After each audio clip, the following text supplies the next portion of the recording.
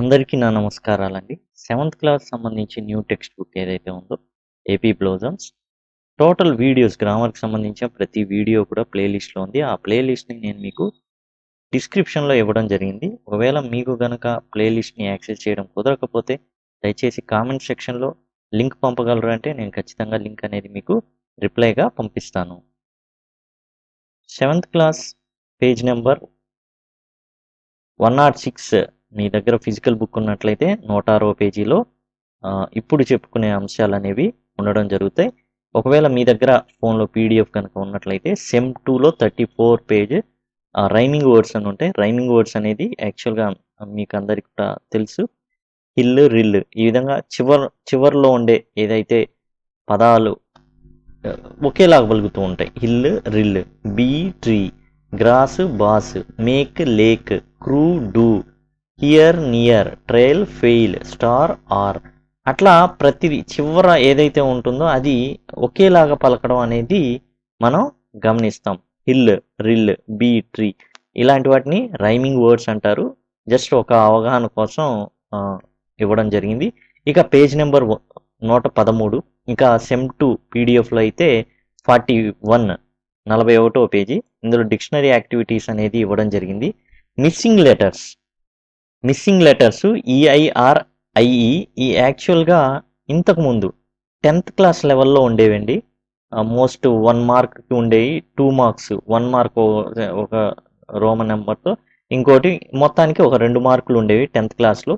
దాన్ని తీసుకొచ్చేసి ఇప్పుడు 7th క్లాస్లో ఇవ్వడం అనేది జరిగింది. ఇందులో mischievous, rain, hygiene, patience, ingredients, sly, fields, vein and priest, weigh ఇవి కనుక చూసుకుంటే ఐఈ ఉన్నాయి, ఆ తర్వాత ఈఐ కూడా ఉన్నాయి. అయితే జనరల్గా రూల్ ఏంటంటే జనరల్ రూల్ ఈ అయినా ఐఈనా సింపుల్ రూల్ ఏం చెప్తుందంటే ఇంగ్లీష్ గ్రామర్లో సి మినహాయించి మిగతా వాటన్నిటి కూడా ఐఈ అని చెప్తుంది. సి వచ్చినప్పుడు మాత్రం ఈఐ మోస్ట్ అండి, ఎక్కువగా అంటే మెజారిటీ అనే చెప్పుకుంటున్నాం. అంటే ఎట్లా అంటే చెప్తున్నాను చూడండి. ఇక్కడ మీకు సి చూసుకుంటే సి ఎక్కడ ఉన్నాయో చూద్దాం. అదిగోండి ఇక్కడ సీలింగ్ అని ఉంది కదా, ఈఐ. రిసీవ్ ఉంది కదా, సి తర్వాత ఈఐ. కన్సీవ్ ఉంది కదా, సి తర్వాత ఈఐ. డిసీవ్ అని ఉంది కదా, సి తర్వాత ఈఐ. సార్ అన్ని సీల తర్వాత ఈఐనే వస్తుందా అంటే అలా ఏం కాదు. కానీ ఇప్పుడు సైన్స్ ఉంది, ఎస్సి ఐఈ వస్తుంది, సి తర్వాత కూడా ఐఈ వస్తుంది. కాకపోతే ఏంటంటే సి తర్వాత మోస్ట్ మెజారిటీ అనేది సి తర్వాత ఈఐ అనేది రావడం జరుగుతుంది.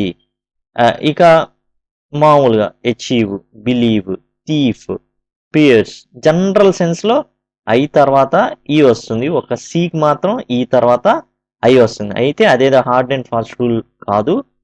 సైన్స్ అనే దాంట్లో సి తర్వాత ఐఈ అనేది రావడం జరిగింది. ఆ తర్వాత ఐ అనే సౌండ్, నేయ్, ఎయ్య అనే సౌండ్, వెయ్యి అలాంటి సౌండ్ వచ్చినప్పుడు ఈఐ అనేది వస్తుంది. ఇవి రూల్ అనమాట. యాక్చువల్గా ఈ 3 జనరల్ రూల్ ఏంటంటే ఐ తర్వాత ఈ అండి, సి తర్వాత మాత్రం ఈఐ అండి, తర్వాత ఏఈ అని వచ్చేది నెయిబర్, వెయిట్ ఇలాంటి వాటికి ఈఐ అనేది వస్తుంది.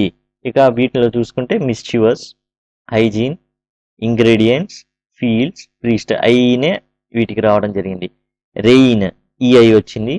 పేషెన్స్, స్లై, వెయిన్ తర్వాత వెయ్ ఇవి వచ్చేసి ఈఐ అనేది రావడం జరిగింది. రెయిన్కి కానీ, స్లేకి కానీ, వెయిన్ కానీ, వెయ్యి కానీ. జనరల్గా ఏం చేయాలంటే మామూలుగా అయితే ఐనే ఎక్కువ పర్సెంటేజ్ ఉంటాయి. ఈఐ ఉన్నాయి కొంచెం మనం విడిగా రాసుకొని చూసుకోవడం అనేది ఒక పద్ధతి. ఆ ఈఐలో కూడా సి తర్వాత ఎక్కువగా వస్తాయి కాబట్టి మనకి అది అర్థం చేసుకోవాల్సిన అవసరం ఉంటుంది. సి తర్వాత ఈఐ అనేది ఎక్కువ వస్తాయి. ఇక స్పెల్ చెక్ అనేది ఉంది. అదేంటంటే పర్ఫెక్ట్. ఇక్కడ ఏం చేశారంటే కొన్ని రైట్ ఇచ్చారు, కొన్ని రాంగ్ ఇచ్చారు.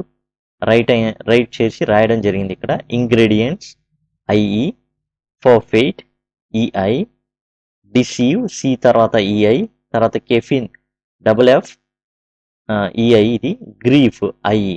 జనరల్ సెన్స్లో మనం గ్రామర్ రూల్స్ చూసుకుంటే జనరల్గా ఐ తర్వాత ఈ అండి, సి తర్వాత మాత్రమే ఈఐ వస్తుంది.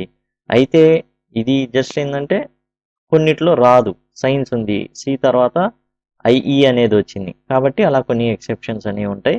ఏవై నైబర్, వెయిట్ ఇలాంటి వాటికి ఈఐ అనేది రావడం జరుగుతుంది. ఇక్కడ కెఫీన్ వచ్చింది. ఈ విధంగా ఈఐ వచ్చేవి ఏవైతే ఉన్నాయో కొంచెం తక్కువగానే ఉంటాయి. అవి కనుక మనం రాసుకుంటే మనకి కనబడినప్పుడల్లా దట్ విల్ బి గుడ్. అంతే, దీనికి పక్కాగా ఈ రూల్ ఉండాలని ఏం లేదు. కాకపోతే సి తర్వాత ఈఐ వచ్చే అవకాశాలు చాలా ఎక్కువగా ఉంటాయి.